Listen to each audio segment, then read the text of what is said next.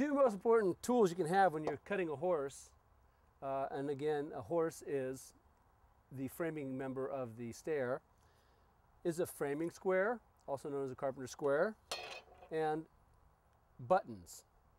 Now buttons are just little clamps that you put on your framing square that keep it aligned when you're cutting your horse. So I put them on the inside, tighten them up. Now ask yourself, where am I going to put these? I'll tell you. Some people would say, oh, I put this one at 7.5 and I put this one at 12.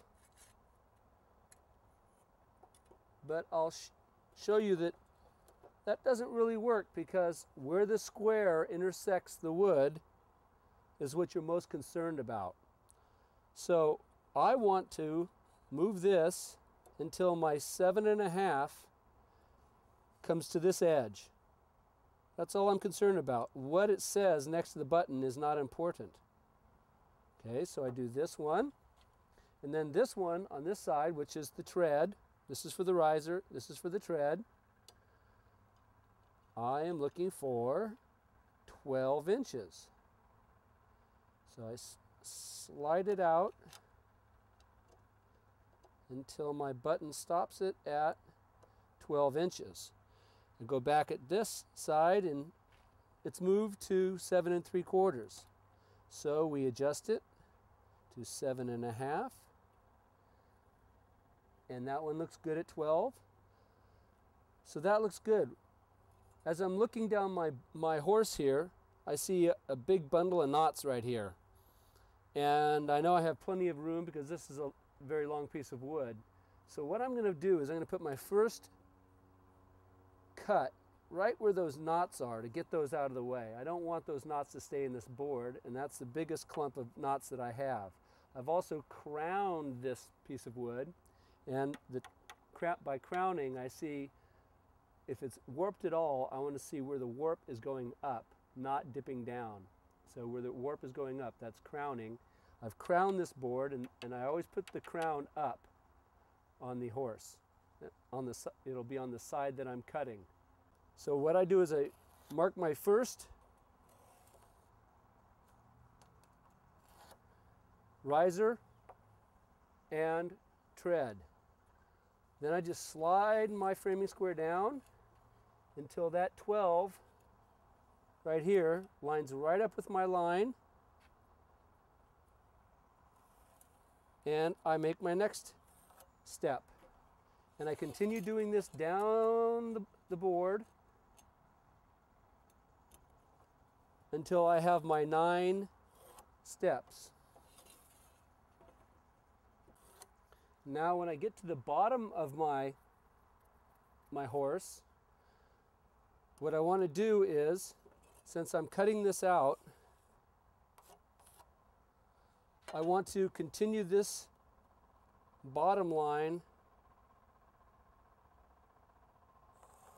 straight through. So being the top of the horse here, what we've done is we've continued this line down.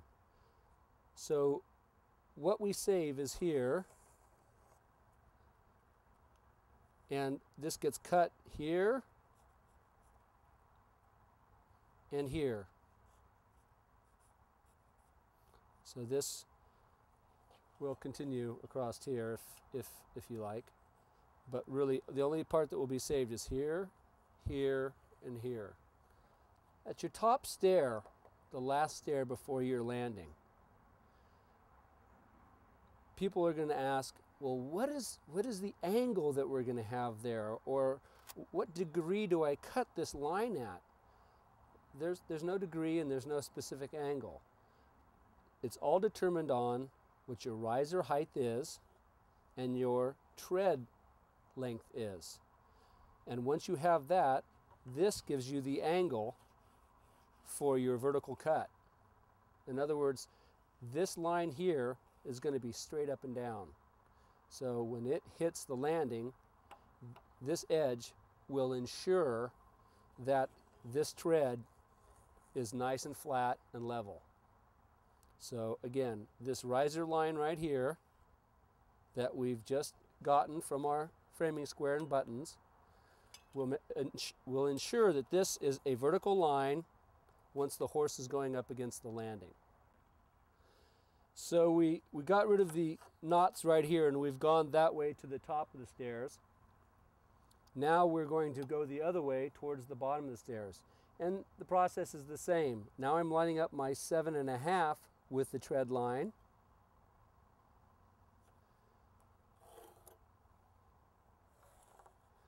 And marking my 7th stair. Now, care should be given when you're making these stairs, when you're laying them out with your framing square and buttons, that you do spend the time to line up these marks. If you start getting lazy where the framing square is, your stairs are either going to grow or they're going to shrink. And therefore, if they grow or shrink, the levelness of the stairs are going to change, and you will have problems. You'll also have problems if, say, you have dimensional wood that is going on your stairs. One stairs 7.25, one stairs 7.75. It starts to look really funny, and also what happens is your risers start changing, and in the codes it says you can only have a certain amount of difference between risers. And the worst thing in the world would be is if you build your stairs, have them complete, and the inspector comes and says, these are out of code. So you want to take a little bit of care when you're laying out your stairs, when you're drawing them out on the horse, and when you're cutting them. So we had 7, 8, and 9. What we do here, instead of what we did above, is we took the riser line and went up. On the bottom, we take the tread line, which is the longer line. Take my button off here and continue that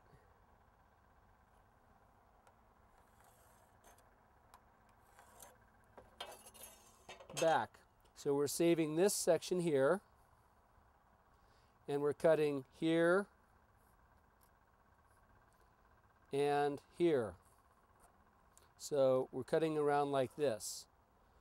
Now this point right here, if you recall what we talked about earlier, we had 3.25 inches to take off the bottom of the horse.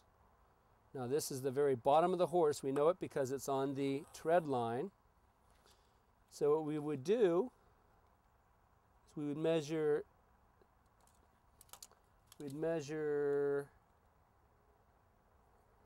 3.25 inches.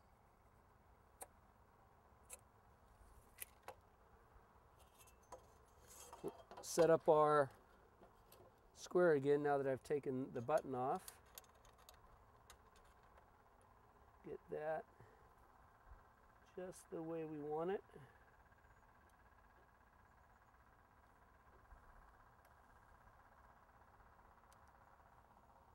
All right.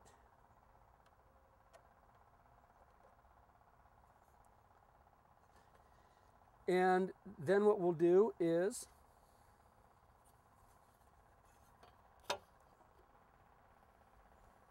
we may have to get a straight edge across here, but what we're doing is we're lining up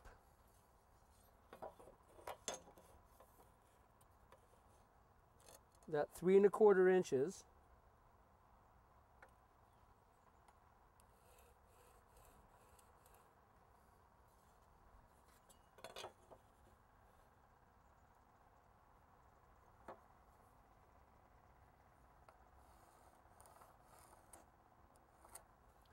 and now this will be the line we cut, because we're dropping our whole horse down to allow for the grout and the brick that's going to give us our 7.5 inches. We've built this landing here. We've done it with standard framing construction. You can find that in our framing section of our website. As you see, we've put in blocks here for the horses to land against. Plus, the horses will come down a little bit lower, being that this is our first step, and it'll give good backing for this will be our first riser, basically, so it'll be good backing for that. You also see that we put in a small header here. It's ample for the framing because there's not going to be a whole lot of weight on top. And the owner wanted to get his lawnmower inside, so that was something that we thought about, making the door wide enough.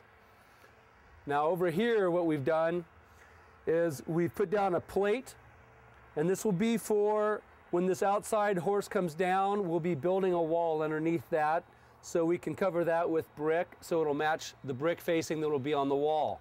Now that we have our plate location set, I've set down a 2x4 back here, so it's the same height as the plate out here. And that just allows me to put a level across. Now as I pick up the level, I find that I have about a 1/4 inch of fall from the wall out to the plate. Now a 1/4 inch isn't going to give me a whole bit of difficulty, but what it's going to do is when I put my horses down here, here, and here, my horses will be a little bit cockeyed. So I may have to make a little bit of an adjustment on the bottom of these two horses to lower them down to get to the same height as this. Now if this was a big difference, if level was like this, then we'd realize, wow, we measured way up here and we only had, say, 50 inches, and down here we have 70 inches. We would have to cut our horses to the 70 inches and make our adjustments on the other horses accordingly. Okay, so our overall height would be our lowest point, whether it's here or back at the wall. That's where we make our measurement from. As I said, we have 75¼ inches. If we take 75¼ and we divide it by 10, we're still going to get 7½ inches.